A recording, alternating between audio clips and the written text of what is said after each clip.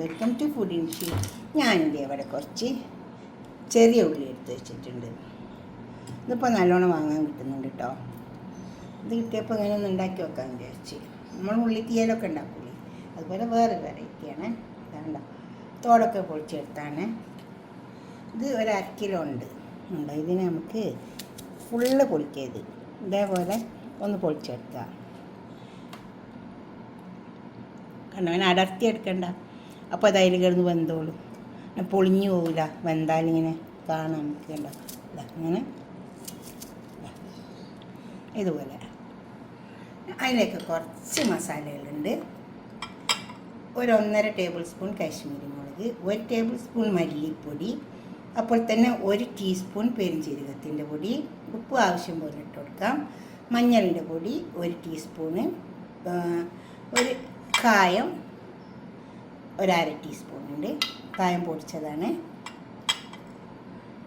ഇത്രയും സാധനങ്ങൾ: പെരുംജീരകം, മുളക്, മല്ലി, മഞ്ഞൾ, ഉപ്പ്, കായം. കുറച്ച് പുളിയുണ്ട്. ഇതൊന്ന് വെള്ളത്തിട്ട് കുതിർത്തിയെടുക്കാം. ഇത് ഇഞ്ചി ചെറുതാക്കി അരിഞ്ഞ് വെച്ചത്, പിന്നെ കുറച്ച് സവാള പൊടിയിട്ട് അരിഞ്ഞെടുത്തിട്ടുണ്ട്. ഇനി നമുക്കിത് ഉണ്ടാക്കിയെടുക്കാം. ആദ്യം ഇത് 1/2 കിലോനുണ്ട് കേട്ടോ. എന്നൊക്കെ നമുക്കൊന്ന് ഇങ്ങനെ പൊളിച്ചെടുക്കാം. അപ്പോൾ ഞാൻ കാണിച്ച പോലെ തന്നെ അങ്ങനെ പൊളിക്കാവൂ, ഫുള്ള് പൊളിക്കരുത് കേട്ടോ. അങ്ങനെ കണ്ടോ, ഇതേ മതി. അതിൻ്റെ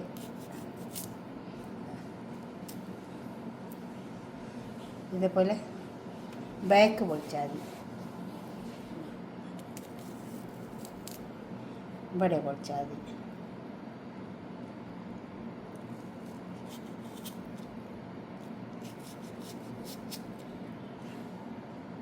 ഇതുപോലെ നമുക്കെല്ലാം പൊളിച്ചെടുക്കാം. അപ്പോൾ ഓയിൽ അടുത്ത് വെച്ചിട്ടുണ്ട്. ഈ ഓയിലിലേക്ക് നമുക്ക് ഈ സവാള ഇട്ട് കൊടുക്കാം. സവാള അല്ല, ചെറിയ ഉള്ളിയാണ്.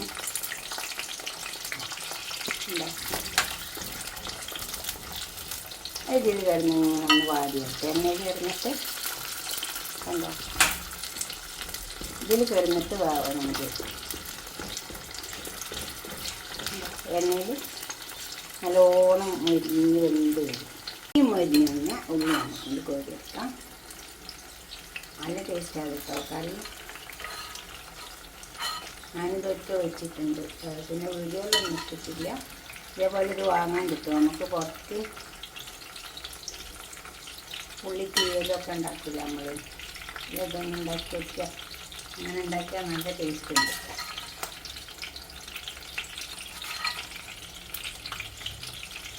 അപ്പോൾ അതേപോലെ ഉള്ളി ഇട്ടപ്പോൾ ഞാൻ വിചാരിച്ചു ഇതുപോലെ ഒന്ന് ഉണ്ടാക്കിയിട്ട് വീഡിയോയിലിടാം.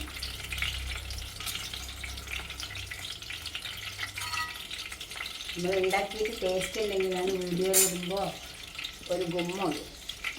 ഈ ഓയിലില്ലേ, ഇതിങ്ങോട്ട് മാറ്റാം. കുറച്ച് ഓയിൽ മതി. ഈ ഓയിൽ വെച്ചിട്ടുണ്ട്. അതിനെങ്കിലേക്ക് നമുക്ക് അരിഞ്ഞ് വെച്ച സവാളയില്ലേ അതിട്ട് കൊടുക്കാം. ഇതിട്ട് കൊടുക്കാം.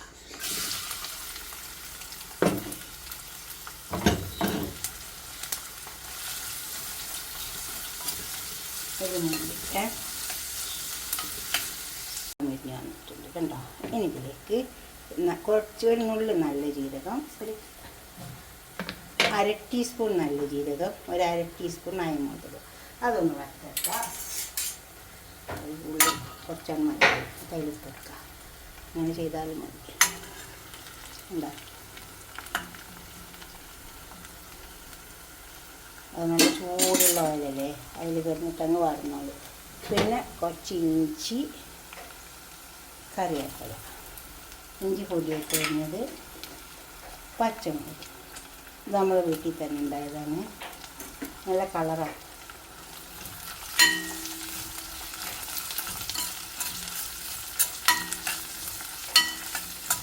കളറ് പോലെയല്ല, ഭയങ്കര എരിവായിരുന്നു. അപ്പോൾ ഞാൻ 4 എണ്ണ എടുത്തിട്ടുള്ളൂ.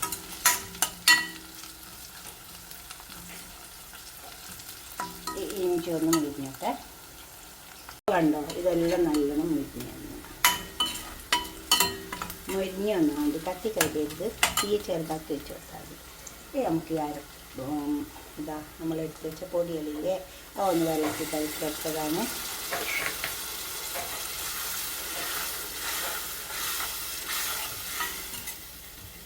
ഉപ്പ് നോക്കാം. ഇത് പുളി ഞാൻ പിഴിഞ്ഞെടുത്ത് പുളിവെള്ളം.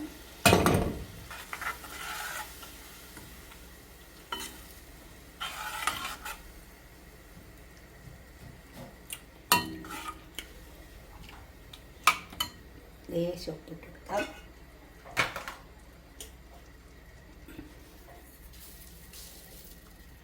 നമ്മളെടുത്ത് വെച്ച പൊരിച്ച് വെച്ചിട്ട് ഉള്ളി, ചെറിയ ഉള്ളി അതിലേക്ക് ഇട്ടെടുക്കാം. ഇട്ടൊന്ന് ഇളക്കി കൊടുക്കാം. ഇനി വലിയ പണിയൊന്നുമില്ല. ഇത് കുറച്ച് നേരം ഒന്ന് കിടന്നാൽ മതി.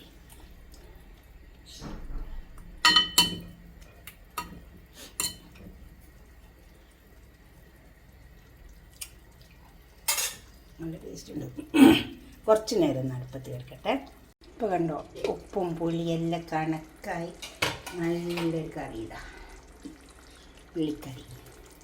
കുറച്ച് മല്ലിയില ഇട്ട് കൊടുക്കട്ടോ, നല്ല ടേസ്റ്റ് ഉണ്ടാവും. നമുക്കിതൊരു പാത്രത്തേക്ക് സെർവ് ചെയ്യാം. ചോറിൻ്റെ കൂടെ, ചപ്പാത്തിൻ്റെ കൂടെ, എന്തിൻ്റെ കൂടെ വേണമെങ്കിൽ കഴിക്കട്ടോ.